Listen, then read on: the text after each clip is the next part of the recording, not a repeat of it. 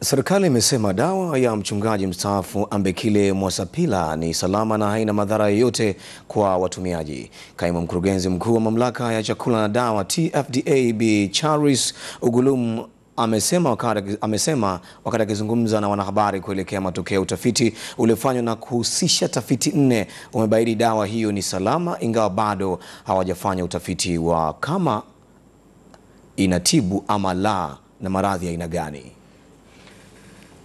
Uchunguzi uliofanyika umetoa matokeo ambayo tumeridhika kuwa dawa kwa kipimo anachotumia mchungaji mstaafu Ambekile Mwasapila haina madhara yoyote yanayotambulika kwa sasa kwa matumizi ya binadamu.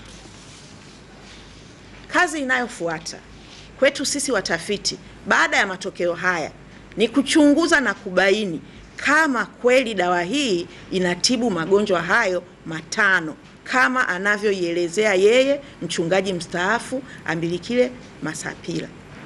Uchunguzi huu utakapokamilika, matokeo yake yatatolewa mara moja kwa wananchi wote.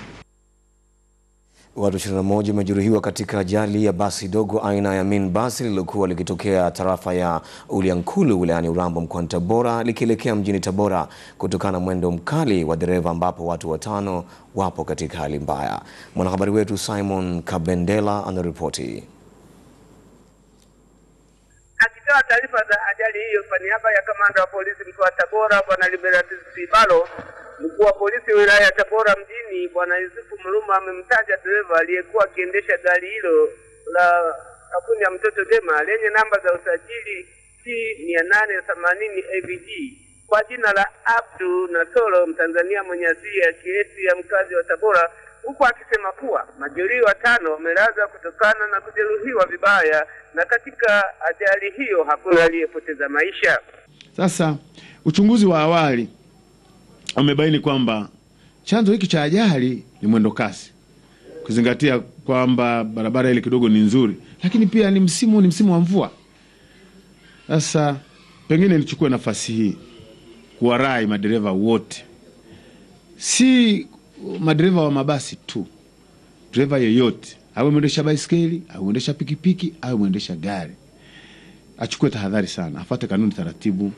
Aidha, kwa upande wake mganga mkuu wa hospitali ya mkoa wa Tabora Kitete, ambapo wamelazwa majeruhi hao Bwana Pasco Nyango, amesema kuwa katika majeruhi hao waliopokelewa na kulazwa hapo ni 8 kati yao wanawake 4 na wanaume 4, ambapo mwanamke mmoja ambaye hakumtaja jina lake mara moja amevunjika mkono, ambapo amesema kuwa wengine wametibiwa na kuondoka.